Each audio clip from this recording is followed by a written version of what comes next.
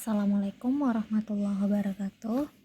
Perkenalkan, nama saya Nurliana BR Regar dengan NIM 2310102004, Prodi Akuntansi Syariah. Di sini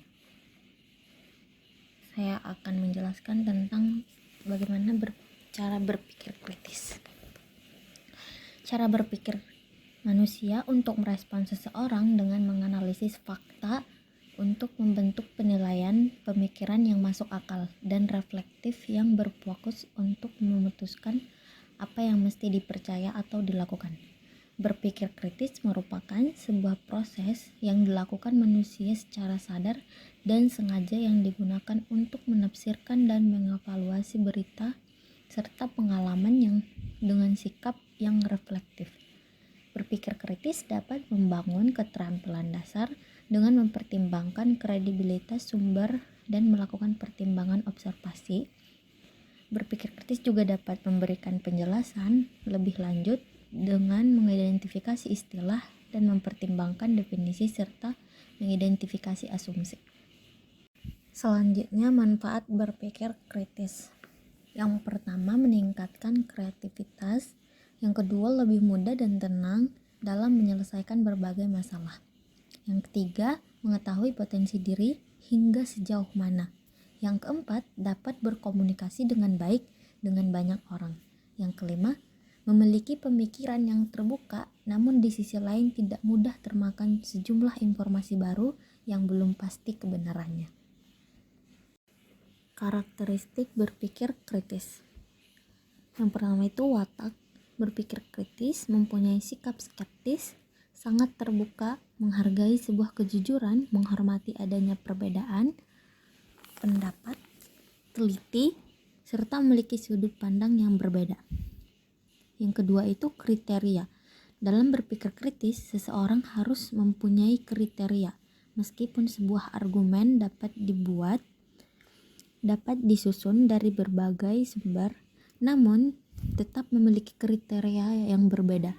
Apalagi menerapkan standarisasi, maka perlu berdasarkan relevansi, keakuratan, fakta, sumber kredibel, teliti, dan tidak bias. Yang ketiga, argumen. Berpikir kritis memiliki sejumlah argumen yang dilandasi oleh data dan fakta. Berpikir kritis turut meningkatkan keterampilan dalam hal pengenalan, penilaian, dan menyusun argumen. Yang keempat, pertimbangan atau pemikiran. Orang yang berpikir kritis memiliki kemampuan untuk merangkum kesimpulan dari satu atau beberapa premis. Prosesnya akan meliputi kegiatan menguji hubungan antara beberapa pernyataan maupun data. Yang kelima itu ada sudut pandang.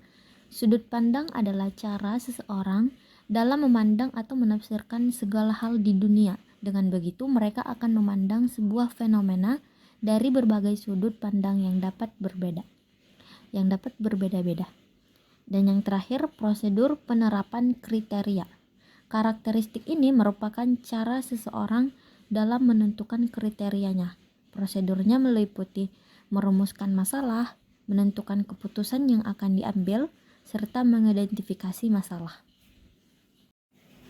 Mendorong rasa ingin tahu. Berpikir kritis dapat mendorong rasa ingin tahu. Keingintahuan ada untuk membantu mendapatkan pemahaman yang lebih dalam, tidak hanya tentang dunia di sekitar, tetapi juga hal-hal yang penting dalam pengalaman tentang dunia itu. Pemikir kritis yang efektif